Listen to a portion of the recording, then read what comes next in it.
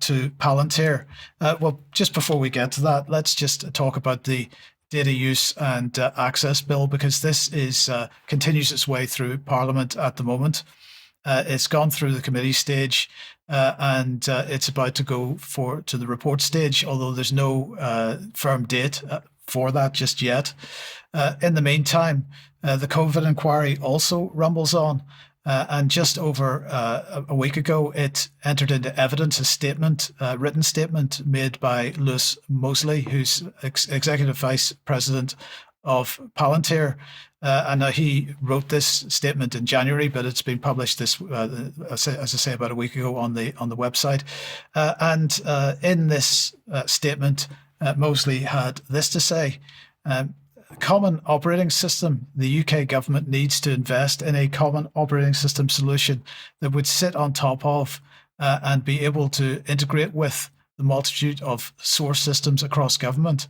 In fact, across local and central government, healthcare, and bodies of national strategic importance. In peacetime, he said, this system will be used to improve collaboration between these organizations and to optimize procurement, amongst other things. But in an emergency, the common operating system would be rapidly reconfigured to respond to the crisis at hand.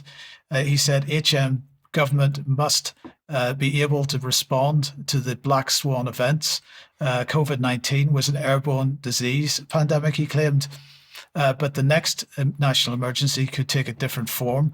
For example, a contact disease, a widespread energy outage, a global supply chain disruption, a nuclear disaster, or a war, for example. What does he know? So this so-called evidence was basically a sales pitch for Palantir, a company which is already way too embedded in the UK national infrastructure and our personal data. So particularly because they're trying very hard to worm their way into the Stargate project in the United States and will be with the equivalent AI project here in the UK. I think this is something that we need to be very much aware of, and I think we should be absolutely calling to get Palantir out of the UK completely. I think that would be my advice. So look, this is the kind of data sharing which the Data Use and Access Bill enables. This piece of legislation is a critical part of the technocracy infrastructure that's being built at the moment, and it needs to be resisted. So I think I would urge that anyone who's not speaking out on this topic really needs to start very, very soon.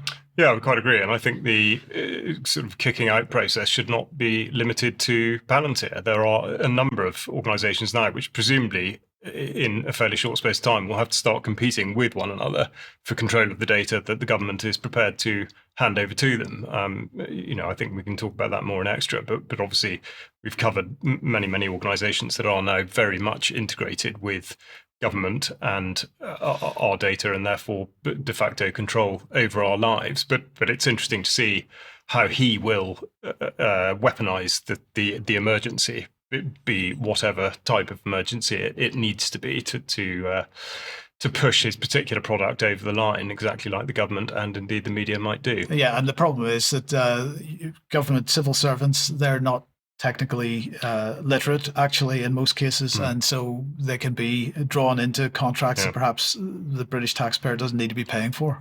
Absolutely, and when we think about your report last week about you called it the UK Doge, the abandonment of the credit cards, presumably to either be replaced by fewer credit cards or some other perhaps digital method of paying for stuff, who knows.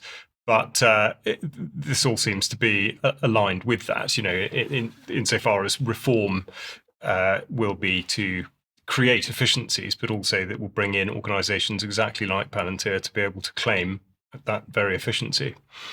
Anyway, yes, we'll carry on more in extra, I would think.